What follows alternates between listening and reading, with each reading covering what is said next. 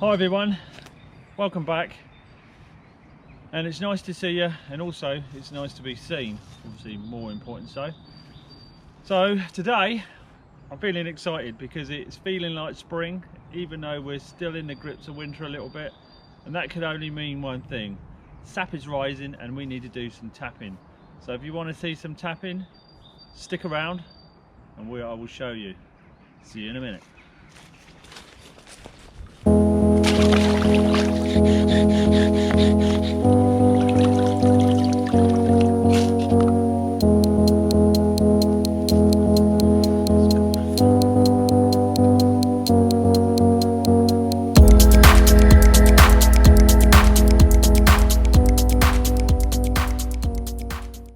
Right, so for any of you that are new to doing this, this really is to me the start of spring, the real excitement for the year. To some people maybe it's not quite so, but to me it is. I do this every year, and it means yes, spring's on its way because the sap is rising and everything's starting to kick into life. So what do I use? There's several ways to get the sap out of the tree, but the way that I've been doing it is with one of these drills here. This is a really old drill. I bought it off eBay quite a while ago. You can pick these up for less than a tenner. They really are cheap. Just get a drill bit for it. This is about a 13mm drill bit, and put that in there, and all we do, stating the obvious, stick it in the tree and turn it away, and that's what's going to make a hole so our sap can start running out. So some gunshot stuff going on over there, don't know what that's all about. Hopefully they don't come over here. Right, so what we want to do is look for a really big silver birch tree. The bigger the better. I don't want to mess around with the small ones. We want a big tree. The bigger the tree, the more the draw, and it doesn't harm the tree as much as it would do a little tree. So what I've done is I've scoured the woods here, and the biggest tree that I can find silver birch wise is this one here. It's in the sun, which is good, always a good point, and it's just the biggest in the area. All the other ones are quite small. So this is the one I'm going to tap. Okay, so this time of year, which is early spring, the sap is starting to rise in the tree, and this is a silver birch tree, and what's really good about this tree for us is that we can tap it to get a drink out. Now you can only do this probably for about 2 to 3 weeks per year that I've experienced. It could be longer. I think a lot of it depends on the weather. The colder it is, I've found that the sap runs a lot slower. The warmer it is, and if the sun is on the tree, the more it's going to make more of a draw. So we're going to tap it and see what we get out of it. So let's do it.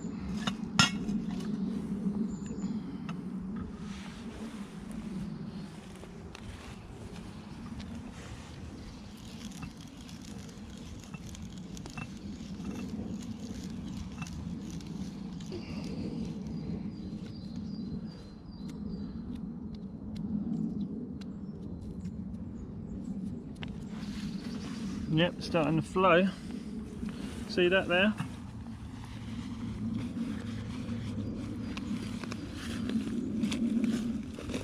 So I've just cut a stick, and I'm going to make it as a tube. Well, it's not a tube, it's a solid bit of wood, but what happens is if I put that in the hole, then what happens is the running sap will come along the stick and hopefully fall in a pot. But what I need to do, I need to take this dirty bark off, or say the bark on there, because we don't want that on, we want that clean.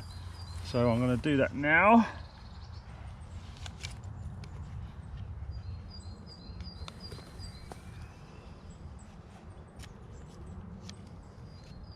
What I normally do is just have one, take all this off, because we want it, because this is like, you get bacteria on the bark on the outside, and we don't want none of that on our drink.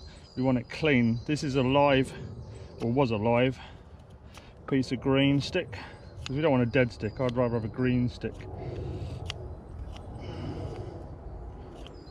because obviously a dead one would carry bacteria, and we don't want that in our drink. So take all this off quickly.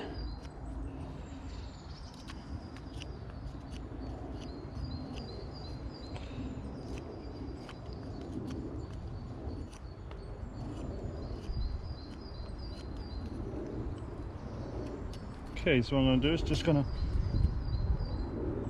flatten it off a bit.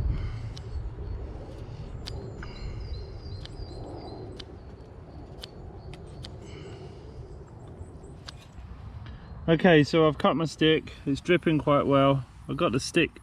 I want it as very snug, but I don't want it so too snug. I want it to run down the stick. I've put it at a slight angle, so that will help it sort of come down the stick there. And as you can see, it's starting to drip.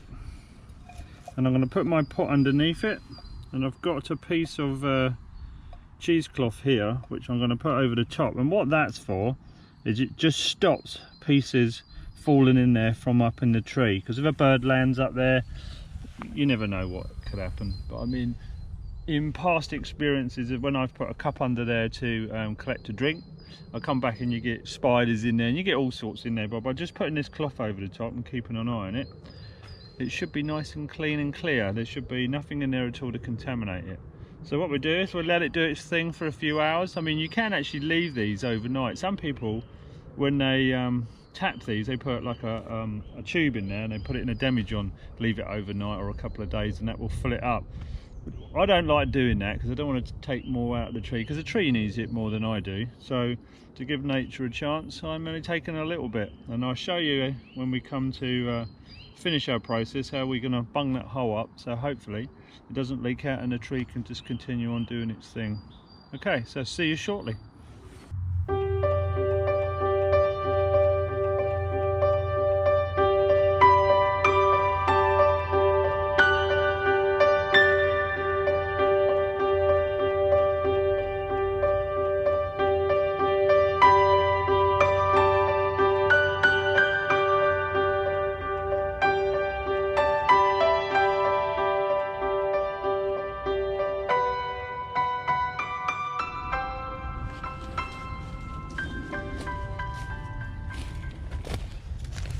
Okay, so it's been about 3 hours.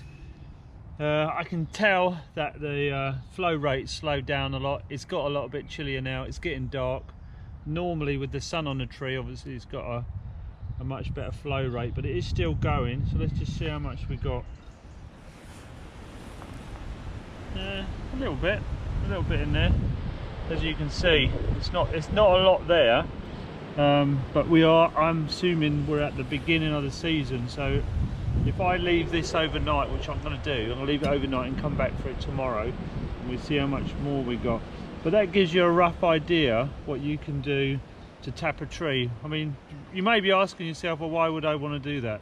Well, it's really nice to drink this, not obviously all the time, but it's got a nice sweet taste or sugary taste. But what some people do is they just turn it into ice cubes, sometimes put in their whiskey, or if you do it on an industrial scale, you can make wine. You can even boil it down a bit and you can make syrup. Some people make vodka. There's a local distillery near me that do vodka. Birch tree vodka is actually quite nice. Even the wine is actually quite nice, birch wine. So what I'm going to do then, I'm just going to put that in my bottle. I brought a bottle with me. Here we have it. Just an empty water bottle.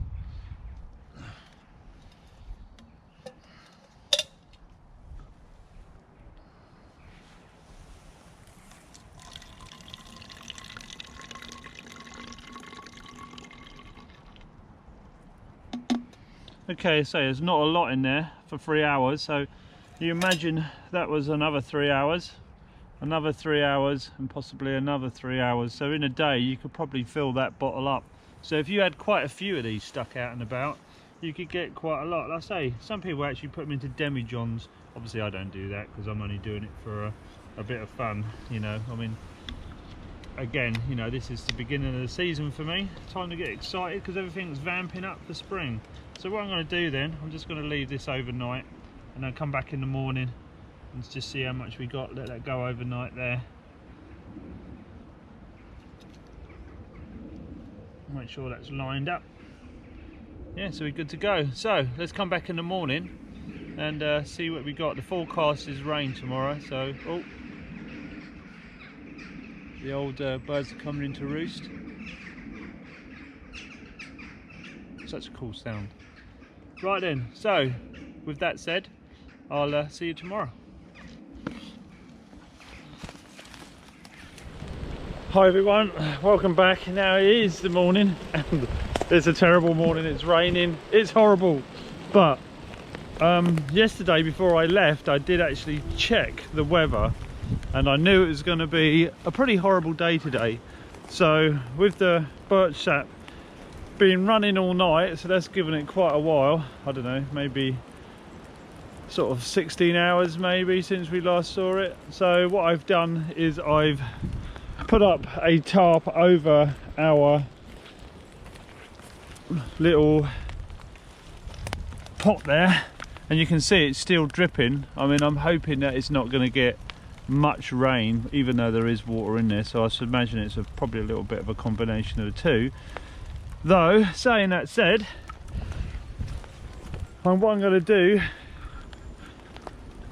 do is I'm just going to take that down, see how much we got, and then plug the tree up, and then we're going to get out of here because it's a horrible day. And yeah, that's just the way it is, I suppose. Okay, so what I'm going to do now is take out our original stick. I've made this little bung. I want it to be reasonably tight in the hole. Yeah, that's pretty good. It doesn't seem to be leaking, so which is good. That means the tree's not going to bleed. And all I'm going to do is trim her off.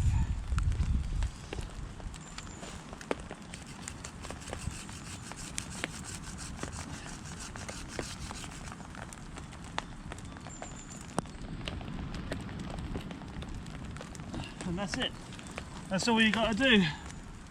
That's tight, it's not leaking, and I'm pretty happy with that. And that's all you have to do to repair it. And as if you see here, let me just grab the camera.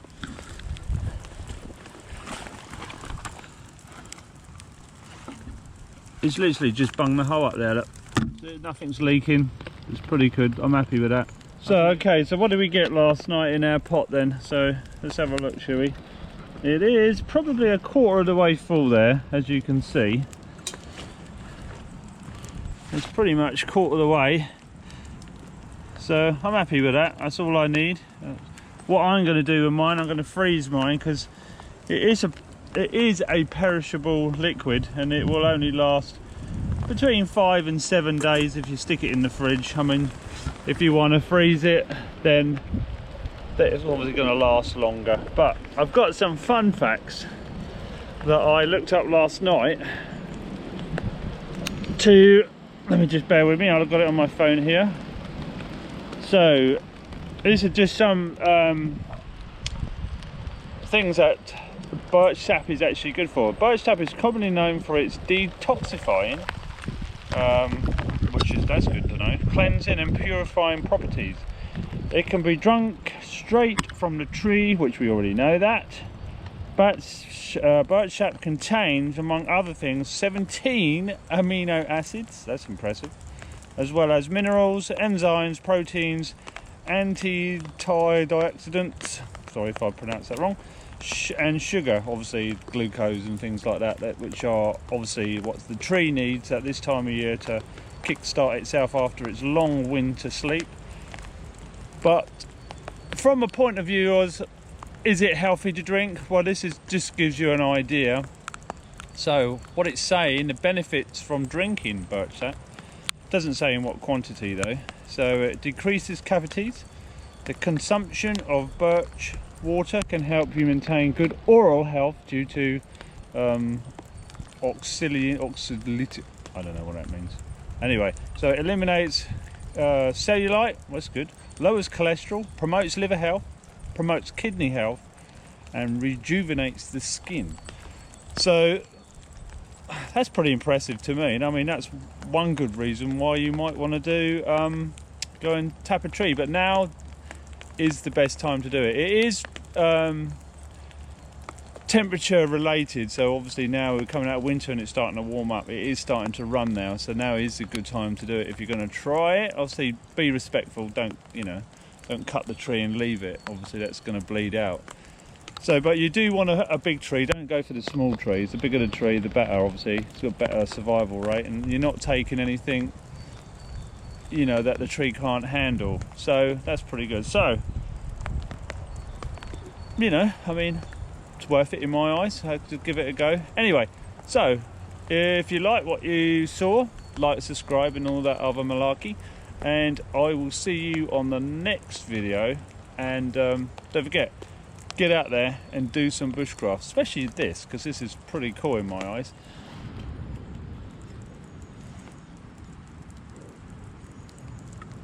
Wow, that's nice. It's just got a slight sugary taste, very slight. Yeah, very nice.